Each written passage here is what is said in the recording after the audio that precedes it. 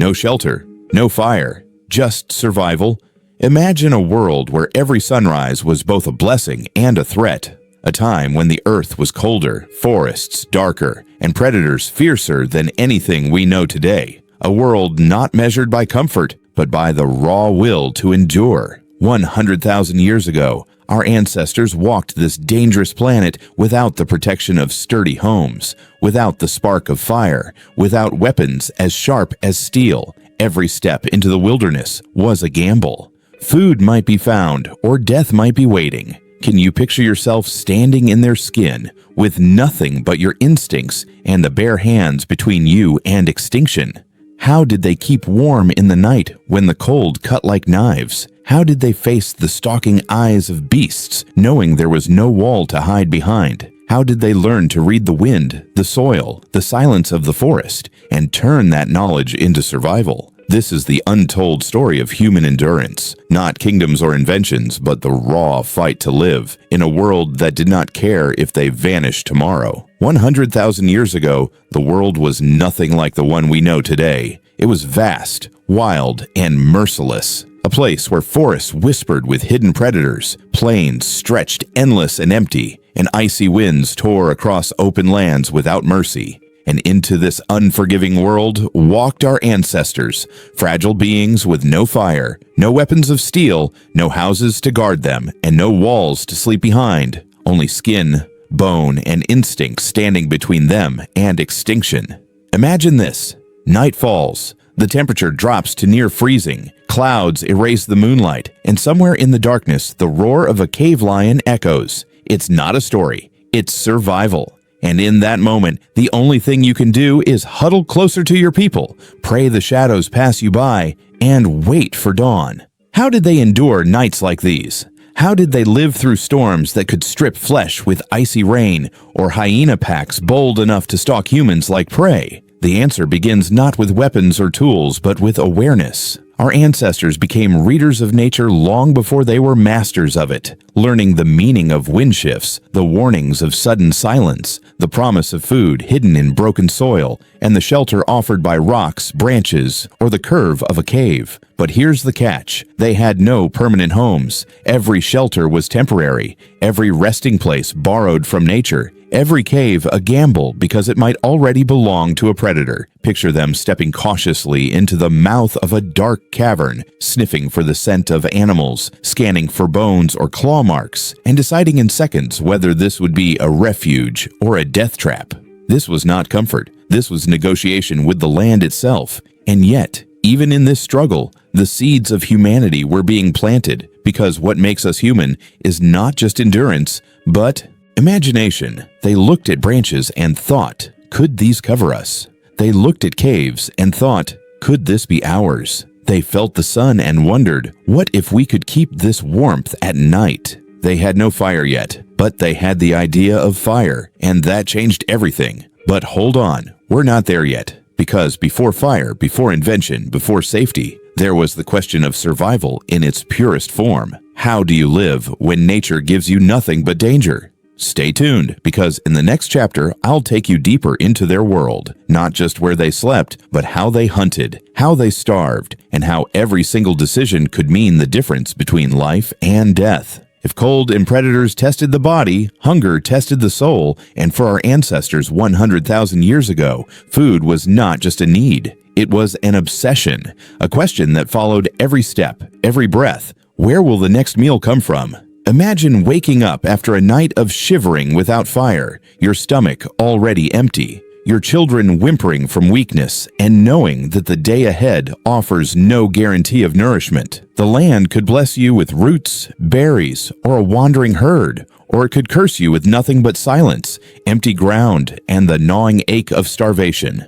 They were not farmers. There were no fields of grain, no baskets of fruit, no storage jars to rely on. Every meal had to be hunted, gathered, or scavenged, and every bite of food was fought for against nature and against other predators. Men, women, and even children scoured the land for tubers hidden beneath the soil, for nuts that could be cracked open, for berries that might heal or kill depending on their knowledge. And this is where instinct sharpened into wisdom. for survival depended on remembering which red fruit poisoned the last wanderer, which bitter root had once cured a fever, which riverbank promised fish when the rains came.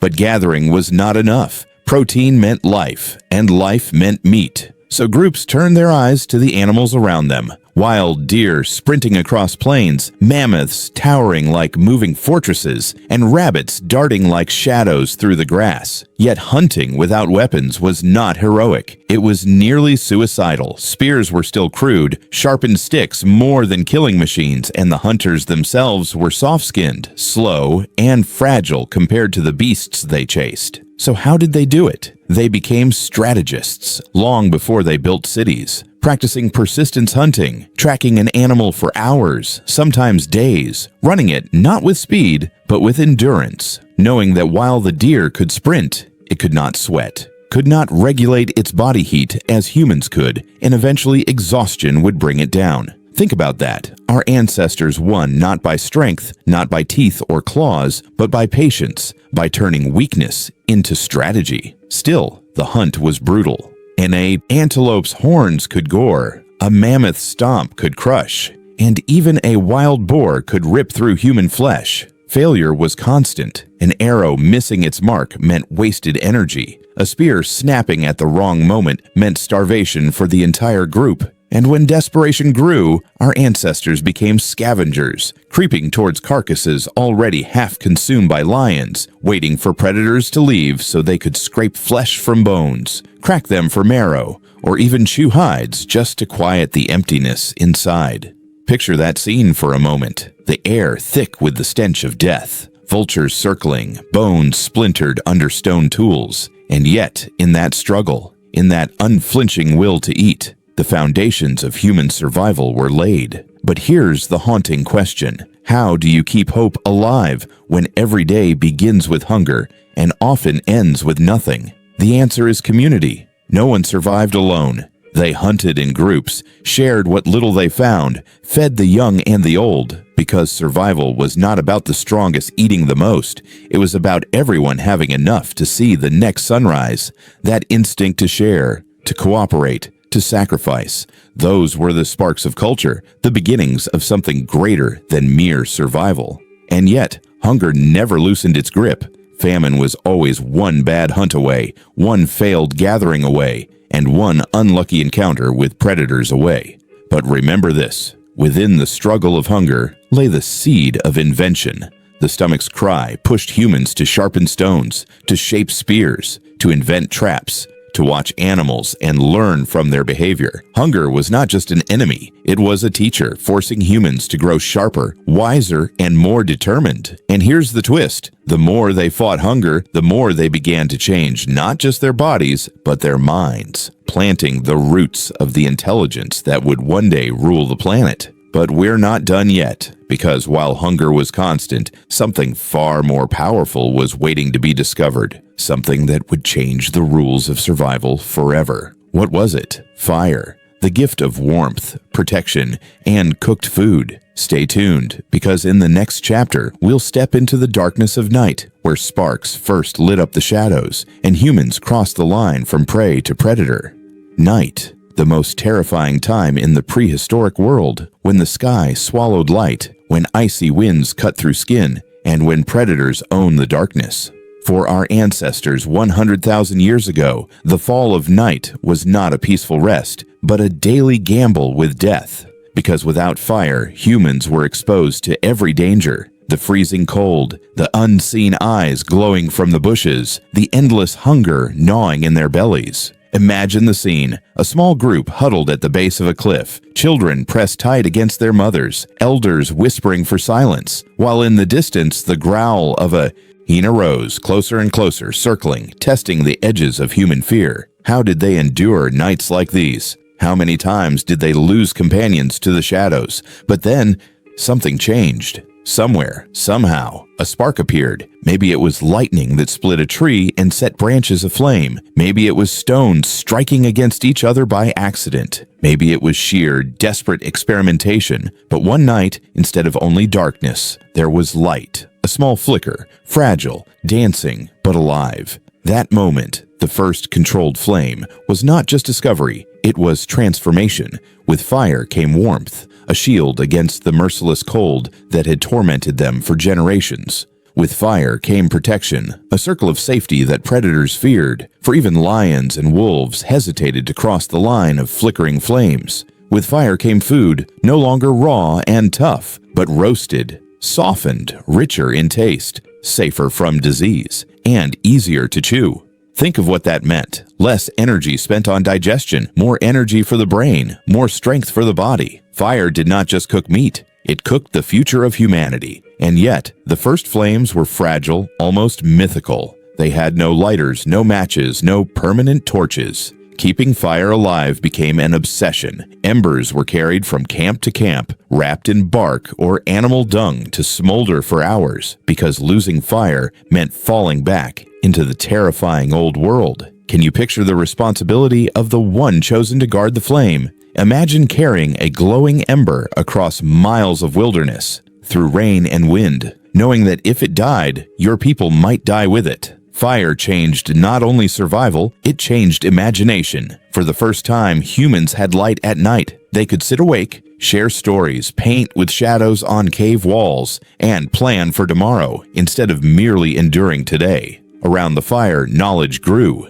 Elders taught the young, hunters strategized, myths were born, and fear itself was reshaped because what once ruled them, the dark, was now pushed back by human hands. But here's the fascinating part. Fire was more than warmth, more than safety, more than cooking. It was a teacher of control. To master fire meant to learn patience, precision, responsibility, and foresight. It meant understanding that nature could be bent, but not fully conquered. And with this new power, humans began to see themselves differently, not just as prey, but as something more, something rising above the chaos of beasts. Still, fire was not magic. It demanded constant tending, constant feeding, constant watch. One mistake, and flames would consume everything. Grasslands ignited, shelters burned, children scarred. So fire was both a gift and a danger, a reminder that power always came with cost. And this leads to a question. Was fire the first real step toward civilization,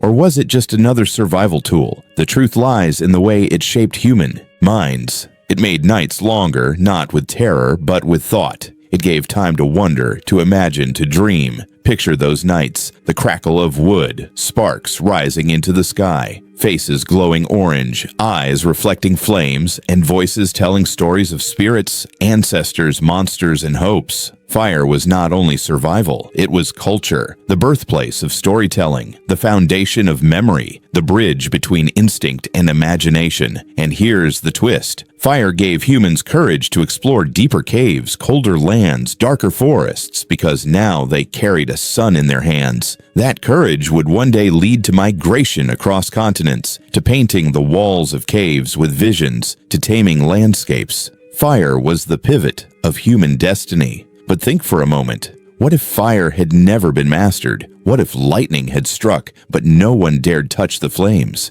Would we still be huddling in the dark, scattered bands of frightened wanderers, bones buried in the dust of stronger beasts? The mastery of fire is why you and I exist. And yet, this is only the beginning, because while fire brought light, it also brought new challenges. How to build, how to store, how to turn fleeting shelter into lasting home. Stay tuned, because in the next chapter, we will step into the dawn of construction, the moment when humans first began to shape the world around them, not just borrow it from nature. Fire gave light, but fire alone could not guard against storms, floods, or the endless hunger for safety. And so came the next great turning point in humanity's story, the idea of shelter. For tens of thousands of years, our ancestors had borrowed nature's gifts, caves, hollow trees, overhanging cliffs, always guests, never owners. But slowly, thought turned into action. What if safety could be made, not just found? Imagine the scene. A group of hunters returning from the plains, their bodies bruised, their children trembling in the cold, and someone gathering branches, leaning them against each other, weaving grass between them, piling hides on top. And suddenly, there it was, the first fragile hut, a wall against the wind, a roof against the rain, a symbol of control. At first, these shelters were crude, temporary, collapsing in storms, trampled by animals, or abandoned after a few nights. But the idea had taken root. And once the idea of home was born, humanity could never return to the wandering insecurity of before. Tools followed because shelter needed cutting, shaping, tying, and protection. Stones chipped into sharper edges, bones honed into needles and hooks, wood carved into spears sturdier than bare sticks. Each tool was not just an object, but a revolution, a step away from dependence on nature and a step toward shaping nature itself. Think about it. A sharpened flint could slice hides, carve wood, butcher meat. A hammerstone could break bones for marrow, crack nuts, or spark fire. Every tool extended the human hand, made it stronger, faster, more precise. And tools led to something greater: planning. You could not shape stone without imagining its use. You could not build shelter without foreseeing its purpose. This was no longer just instinct. It was foresight, strategy, vision. Around the same time, cooperation deepened. Shelter was not built by one, but by many. Tools were shared, knowledge passed down, and families grew into tribes into small bands that roamed together, each person carrying a role. The gatherer, the hunter, the toolmaker, the storyteller. Storytelling, too, became part of survival because memory was fragile, and without written words, knowledge had to travel through voices. Elders spoke of which plants healed and which killed, of rivers that flooded without warning, of caves that collapsed after rains, and of hunts where bravery and foolishness had ended in blood. But stories were not just lessons, they became myths, rituals, the first sparks of belief. Firelight turned shadows into spirits, caves into temples, and ancestors into guides.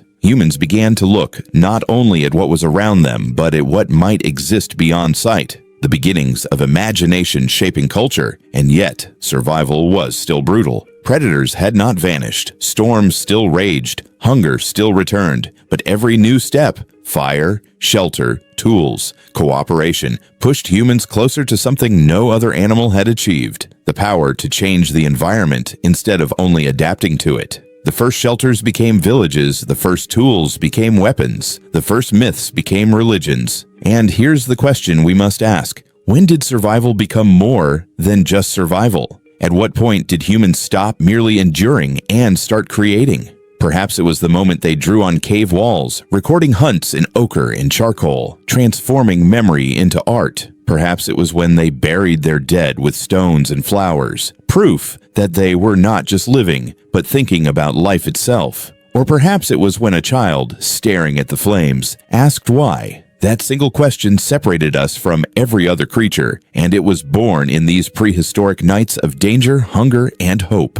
The story of humanity 100,000 years ago is not a tale of kings or inventions, but of ordinary men and women who endured the impossible, step by step, thought by thought. From cold to fire, from caves to huts, from silence to stories. They walked a path that would lead, eventually, to civilization, cities, and the modern world we know. But before we end, pause for a moment and imagine yourself back there, standing in the wild, the stars burning bright above, the air filled with the sound of insects and distant howls, a fire crackling at your feet, a small shelter at your back, your people gathered close, faces lit with the glow of survival, everything you know, the buildings, the technology, the languages, the books, none of it exists yet, but the seeds are. There, alive in the courage and imagination of those who refuse to vanish. And this is why their story matters, because every comfort we have today is built on their struggle. Every invention is born from their hunger, every dream from their fireside visions. Stay tuned, because this is not the end. It is only the beginning of humanity's epic, a journey that will climb from huts to kingdoms, from stone tools to satellites, from shadows to stars. So now the question remains, what do we take away from this journey 100,000 years into the past? We have walked with our ancestors through nights without shelter, through days ruled by hunger, through the terror of predators, through the miracle of fire, through the invention of tools and shelters, and finally into the awakening of imagination itself. And if you look closely, you realize this was never just a story of survival. It was a story of becoming, of fragile creatures daring to carve a place in a world that never promised them mercy. Without their endurance, there would be no us. Without their hunger, there would be no invention. Without their fear, there would be no courage. Think of it. Every comfort we take for granted today, the warmth of a home, the food on our table, the stories we tell, the very spark of our curiosity is built on the bones of their struggle. They lived in a time where every sunrise was uncertain, every shadow dangerous, yet they did not give up. Instead, they learned, they adapted, they dreamed, and that is their greatest gift to us. Not fire, not tools, not shelter, but the unbreakable will to imagine a tomorrow better than today. So the next time you sit beside a flame, or draw lines on a page, or close a door against the cold, remember, you are living the dream of those who had nothing, the echo of voices that refused to vanish in the dark. This is the true legacy of humankind, and the story is far from over. Stay tuned, because the journey of survival has only just begun.